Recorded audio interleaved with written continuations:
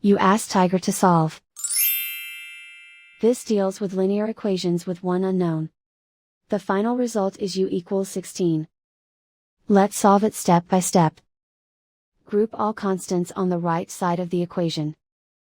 Subtract 4 from both sides. Group like terms. Simplify the arithmetic.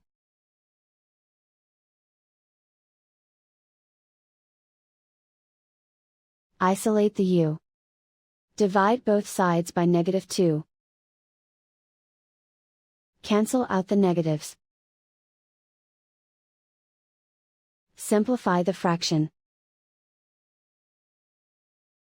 Cancel out the negatives. Find the greatest common factor of the numerator and denominator. Factor out and cancel the greatest common factor. And so the final result is u equals 16.